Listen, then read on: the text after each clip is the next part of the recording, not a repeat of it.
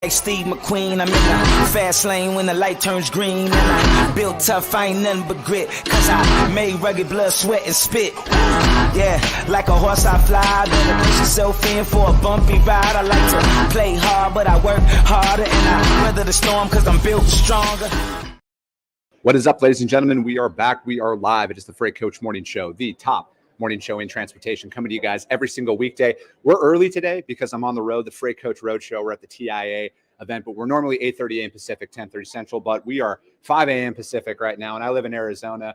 But luckily for all of you guys, I am an early riser. I am that annoying morning person who's ready to rock, and that's what we're here to do. We're going to talk about all that. I'm going to be joined by Johnny McCord with LoadSure. He was on my podcast it was about a month ago now, and we never got into the claims process. We never got into how do you handle all of that? And that's what we're going to talk about here on today's show. But before I do that, as always, you guys, I got to give a shout out to my friends over at VHub, vhubapp.com.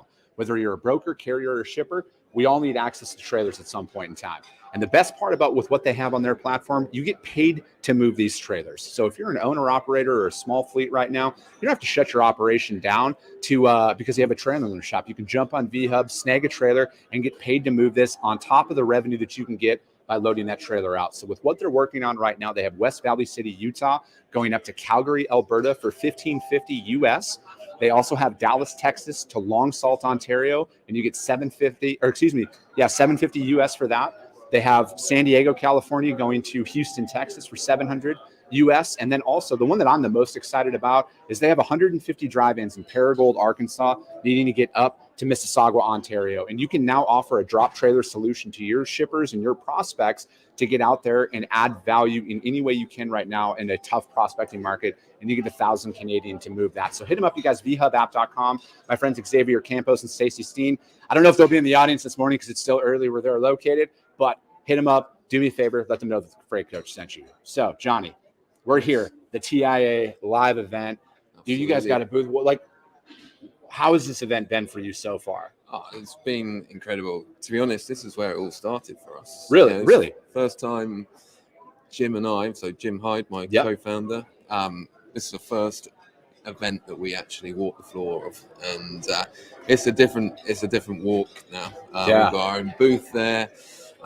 We've got traffic coming to us, our product in demand, providing the value that we bring to the market with regards to insurance. And it's a great show. It's a great association. I'm proud to be part of it.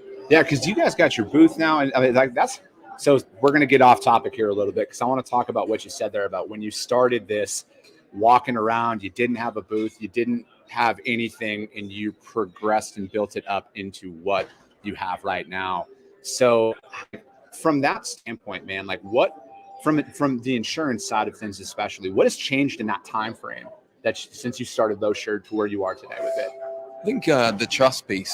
You're bringing a product to market that's progressive and innovative. And at the time when we launched, transactional pay-as-you-go insurance. InsurTech was hot topic, but it wasn't actually trusted as much as it is now. And adoption has gone through the roof because pay as you go as opposed to sort of predictive annualized insurance is not always going to meet the needs of every customer, especially the SMBs of the industry. So for us, it's been the brand that's been recognized, the technology has been adopted. We've got advocates out there that are really supporting what we're doing because insurance should be here to support community, not saturate their margins even further. And that's the thing is it's like insurance is one of those things that you don't need it as a broker to start, right? All you need is your surety bond, and that's where. But people find themselves in trouble in that because, you bootstrapped LoadSure, I've bootstrapped my companies. You need to be and I know we talked about this more in depth on the podcast episode that you were on, but I think it's very crucial to bring it up. This is where that solution is now, where you don't need to pay a $1,200 a month insurance policy.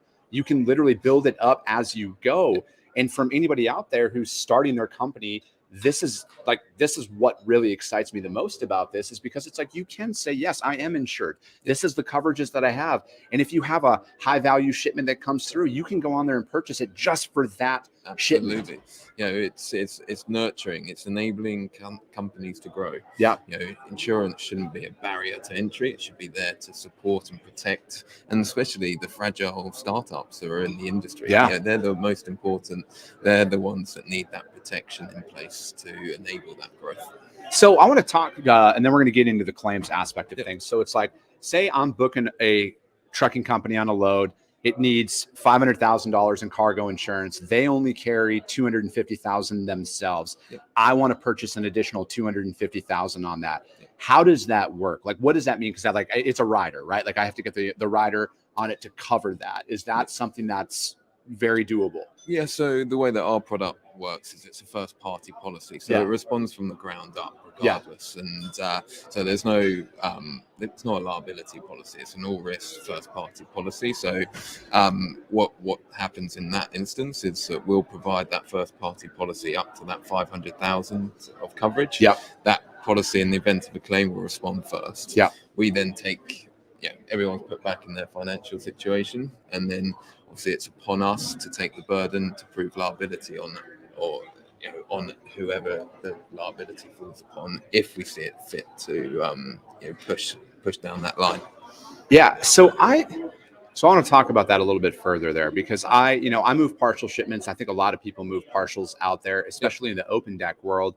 And if you're a provider if you have, say, again, $100,000 in cargo insurance for easy math, but you have two partials that are $75,000 each, is the total, if it's a total loss, is it two separate transactions since it was a partial, or is it you're underinsured and you're going to have to pay $50,000 out of pocket?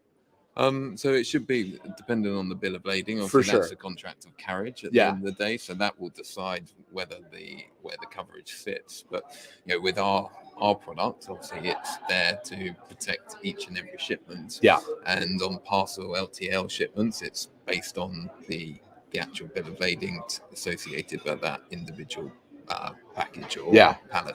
And that's, I think, where people really need to be cognitive of what they're doing as they're piecing shipments together like that on a partial basis, because it's like, you think about it and you're looking at the cargo value and it's like, oh, that one's 30 grand, that one's 50 grand, that one's 60 grand, that one's 10 grand. You only have 100,000 in cargo, but you think since it's all below that, you should be good. And it's like, this is like the whole point of all of these conversations that we have, is you have to double check this stuff. Absolutely. And it's, just for peace of mind, it's always best to have a broader form of coverage. And if it's instantly available and accessible on a per load basis, then my advice is always to get that peace of mind, get that coverage in place. And, the way that insurance works is obviously, it responds in the event of a loss. What we've done is obviously broken that down and put it into a digital framework to expedite that process. Because our topic, claims, right? That's why I wanted to bring that up first, is to kind of set that preface of it, because as things, because again, like I remember, fortunately, I worked for a large company right away that I had a really great guy, Mike Sadak. He's been on the show. He's with another company now, but he was my first claims guy. And he fucking loves claims. Like that's all I can say. He loves not the claim itself, but he loves, say that. He loves the process of explaining it, and he's so knowledgeable in it. And I was so fortunate to meet him early on in my career, to have him break that down on a step-by-step process of, hey, this is the information that we need. This is what you need to get from the receiver and the driver. We need to get both of their stories. We need to document it, and then we need to take it from here. Because again, most people are like, because when I went from that employer to my second employer, where we were a startup, right? Like there was four of us in a 300 square foot fucking closet, right? Like we had an insurance claim. What do you do? And that's the I think, because those are the things that put people out of business more times than not. It's the education piece. Knowing what steps to follow, best practice. And that's again what's so important about the insurance industry. We need to provide that education. Insurance has a dubious reputation in the freight industry, and one of our goals is to reduce that improve that reputation and show how supportive insurance should be. And at the end of the day, the principles of claims is that it's where the true value of insurance lies. Yeah. Nobody sees any value in insurance until, unfortunately, that event occurs, that fortuity occurs, that loss occurs, and that's our moment of truth at the end of the day, to show that value and how we respond to loss. So say I booked additional insurance on your platform. Yep. I come in, I book it, there's a claim. Yep. Unfortunately, we got to go in there. How do I start the process? Like, how do you work with your clients to ensure, like, hey, this is the information that we need? What do you like? Do you give them an SOP of like, get this, and this? So it's all very self-serving, Yeah. and very intuitive. And that's the way that we built our technology. It's here to support. Yeah. So we have an F&O form, so electronic first notice of loss form, that's associated with a certificate of insurance. Yeah. So once you purchase that certificate of insurance, there's a QR code on there, or there's a link on there that will take you directly to our claims submission process. And that submission process is already pre-populated on the information that we've already got on that particular shipment. We then ask for additional information. If we're integrated within the TMS, then that information can be pulled through the API. So we're looking for the cause of loss. Yep. We're looking for the invoice value, the packing list, various reports on surrounding the loss, police reports, fire reports, etc. And that's all then ingested into our platform. We've obviously got to ensure that our customers are assured follow best practice as well. Yep. So when the claim occurs, it has to take immediate action. Yep. Photographing the damage, or evidencing the partial loss that's occurred, whether it's pilferage or just misdelivery. And then we need to ingest that data. So photographs are very important. Yeah. Obviously, there is concealed damage as well that could occur. Yeah. So our recommendation is always to ensure before the shipment has been received that the consignee is ultimately checking everything that it is delivered in best form. So how do you decide what a total loss is at that point? Does it come from the receiver themselves? Like is there a certain percentage of the load? Like if we're talking about, because my dad used to haul a lot of food, for example, right? And we would always have like boxes of cereal show up at our house and stuff all the time. So is there like a certain percentage of damaged product, like it's a total loss after like 30%? Because like my mother-in-law, kind of related but unrelated, my mother and they were in a car accident, and there was enough damage to where they just it's a total loss. So is there a threshold that's hit in that instance? Yeah. So obviously our claim solution is driven by an algorithm. Mm-hmm. So it will make the decision through the AI that's within that to determine the loss amount. Okay. So again, it's a journey to become more accurate, for sure, and more understood by the claimant. So some of our claims don't necessarily go through all that automation, because at the end of the day, there's still that human interaction that our claimants sometimes want. So, but going back to the algorithm, yes, we will determine the value of the loss that has occurred against the invoice value, and the formulaic approach behind that will then give a settlement amount, which is then either agreed or not. If it's not agreed, then it will refer into our claims team, and then we'll take a deeper dive. So do you guys send people out on site then to actually assess the damage in some of these instances? Because algorithms and and everything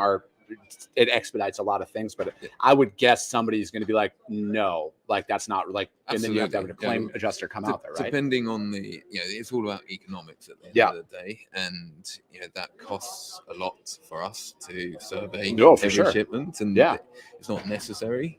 LTL shipments aren't necessarily, we don't need to survey every LTL claim. Yeah. And our algorithm picks up on that. But obviously, if it is a a complex claim, then yes, we will send a surveyor in to review the damage and make an accurate decision on the loss, the claim amount. And our journey is always to continue to improve that and reduce the need of an independent surveyor to go out. And so what we're building at the moment is an automated surveying solution that the claimant can actually do themselves. Yeah. How do you handle total loss loads? Like I'm talking like stolen, like there's no, like I can't document anything. I can't take pictures of it. Like it's gone, because I've had truckloads stolen before. Yeah.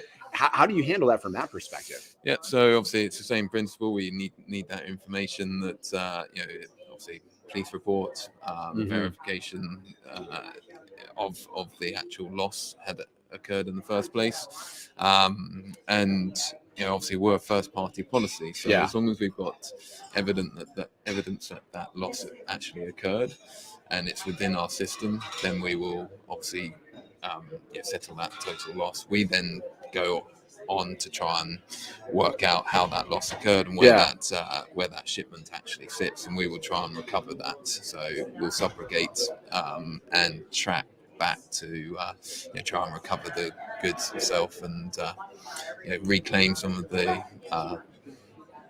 claim amount. So what do you think, because I got a lot of drivers who listen to my show, and what are your thoughts on trailer cameras inside of the trailer to prove that somebody else obviously did the damage? Because like I've had this happen in my career where the sidewall gets ripped out by a forklift, and then the person unloading it said that was there when I got here. So like, what's your opinion on that? It's all for us. It's probably the most important element for us to broaden coverage and also to be even more efficient and accurate with our insurance products, because it's all about visibility at the end of the day. IoT devices are key to that. We ingest huge amounts of data from the industry, and the more real-time data that we can get, the quicker that we can resolve this. Everyone can then move on and get on with their day jobs. We can then execute and settle claims even more efficiently. So that visibility and IoT devices is key. If we're talking about temperature sensitive shipments, temperature violations, getting that temperature data is unbelievably difficult. It's not always readily available. So how can you prove when that loss occurred or how it occurred? Was it human error? Was it machinery malfunction? It's very difficult to prove. So what we support is working with third-party IT providers to build very sophisticated dynamic insurance products, particularly focused on temperature-sensitive goods. See, this is where I think like a lot of people, like this is why you need to have hear this information that's out there, because it's, like we were talking about before we started recording, it's like you would think that insurance companies are going to have your back in those instances, but they're going to work to remove themselves from the liability and pass the buck to somewhere else. And I think because insurance is always it's the last thing on your mind. It really is, until you need it, right? Absolutely. And that's where I want more people to look at their operations, especially right now in today's freight market, and with the amount of fraud and stuff that goes on out there, and doctored bill of ladings. Because and this is, I think, something that doesn't really come about in the whole double brokering conversation and the fraud conversation is is that bill of lading doctored where that product value is actually wrong? Where it is a $250,000 cargo load, but they're sending it over to you saying it's only $100,000. This is something that, again, it's as insurance evolves and as a lot of this shit, from a technology standpoint, these are the talking points that I think are where people need to be focused on the most, because again, owner operators and small fleets have enough fucking problems to deal with overregulation. I still think they're overregulated. They got a lot of shit that's going on out there. They're the ones who are feeding the brunt of the cost of a lot of this stuff. And it's investing inside of your organization of, trailer cameras and outward facing cameras on the front of your cab to prove that it's not you. I don't own a trucking company, but I talk about this a lot. I would look at literally every angle I possibly could to remove ourselves from liability, because dude, the scams that go on from the insurance, the state of Louisiana for example, had massive rings going on, causing tens of millions of dollars of insurance fraud. Yeah, the fictitious pickups, etc. Is it's a nightmare for the insurance industry, and that's why both industries, the insurance industry and the freight industry, need to be more collaborative in the way that we share data. Because actually, that's what's going to drive the more effective solutions when it comes to risk management. And it moves on nicely to really what we refer to ourselves as the next stage of insurance companies. We are a holistic freight protection company, as opposed to an insurance company. And what we mean by that is, yes, we are able to provide and do provide the risk transfer mechanism, the certificate of insurance to protect in the event of a loss. But what we want to do is provide that very cost-effective product to our customers. But actually, nobody wants to incur a loss in the first place.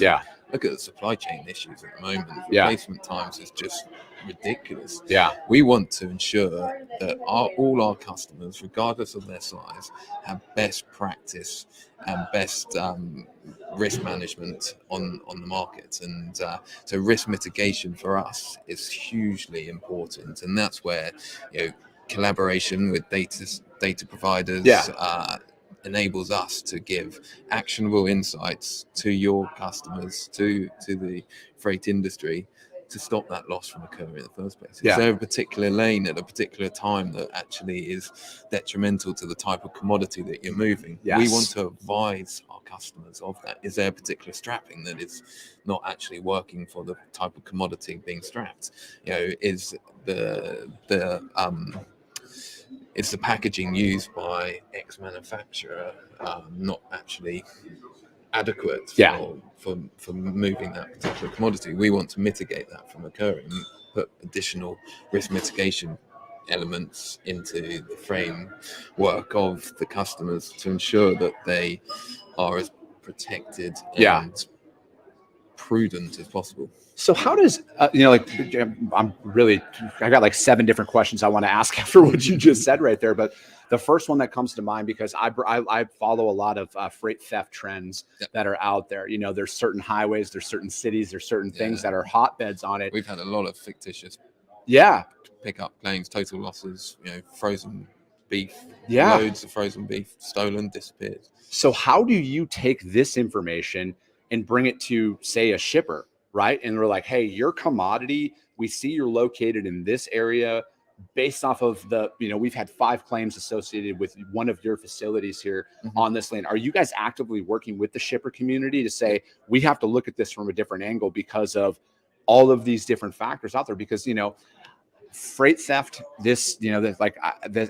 last year, and I talked about this yesterday, but it baffles me that last year in Los Angeles, or 2 years ago in Los Angeles, when they just happened to know what rail car had all the TVs in, a lot of that stuff is an inside job.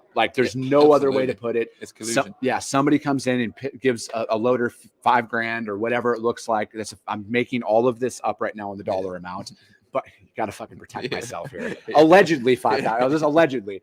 But that happens, and how do you work with these guys to give them that heads up? Like, hey, we're seeing an increase with your commodity. They might not be a customer of yours. They might not even have claims up filed, but hey, we see you're located in this area.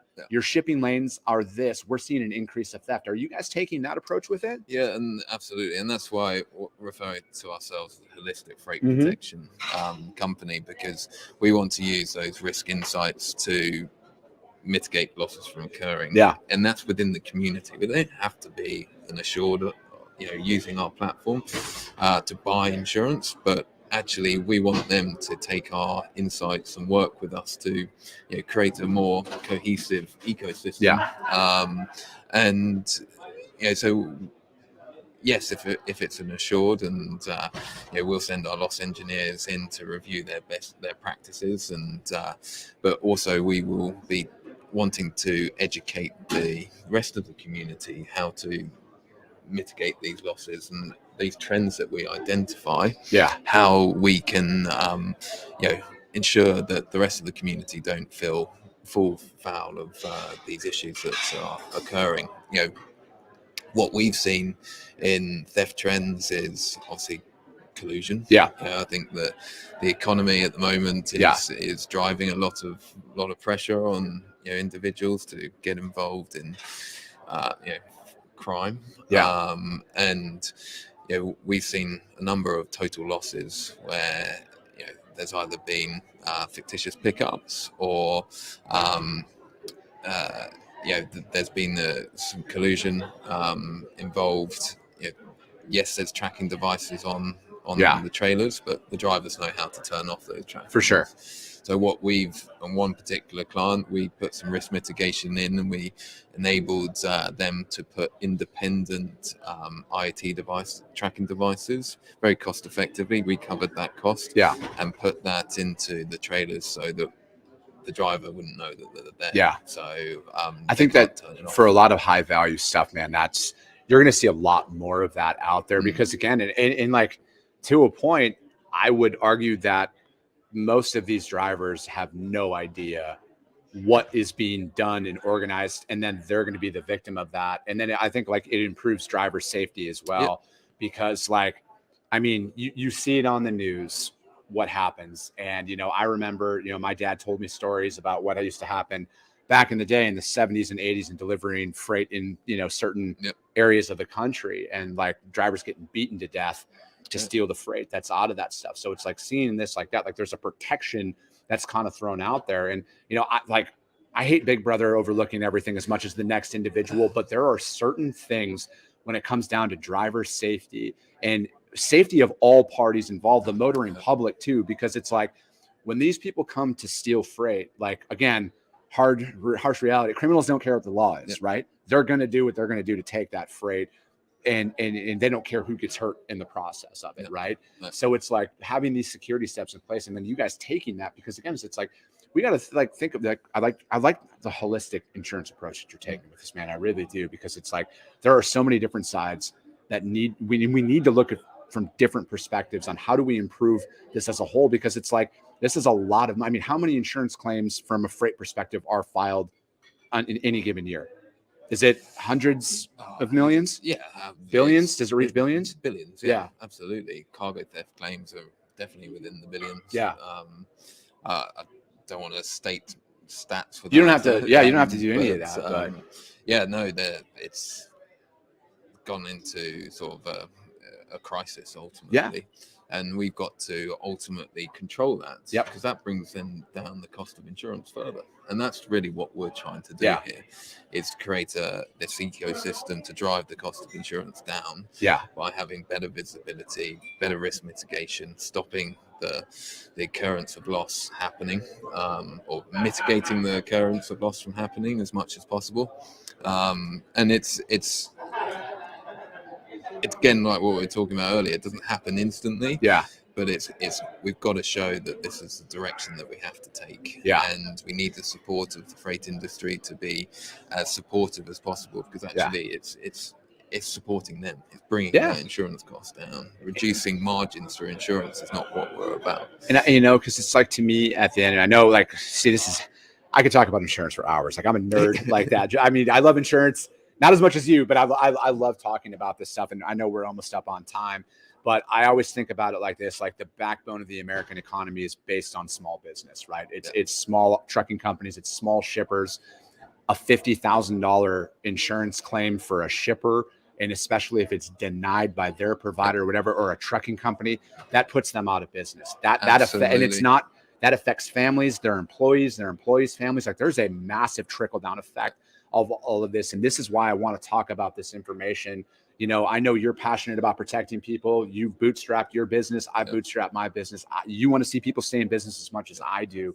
And it's like, you have to look at your operation and say, what more can I do to protect myself in these moments, man? But dude, we're up on time. I know you got a bunch. One quick thing. Hey, it's my show. We can go as long as we want. Just on protecting clients, fragile infant companies. That's really why we've invested so heavily in our claims solution, because we want to make sure that people are put back in that financial situation they were prior to that loss occurring as quickly as possible.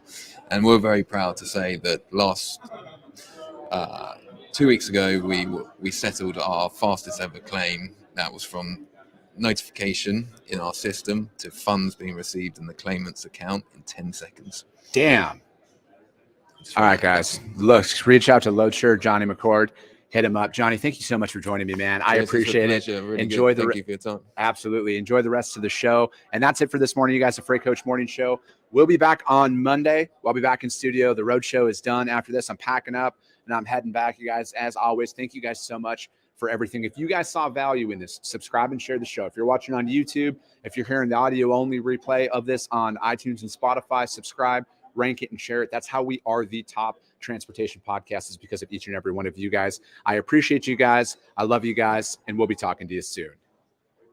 And now the joys of being a startup, Johnny, is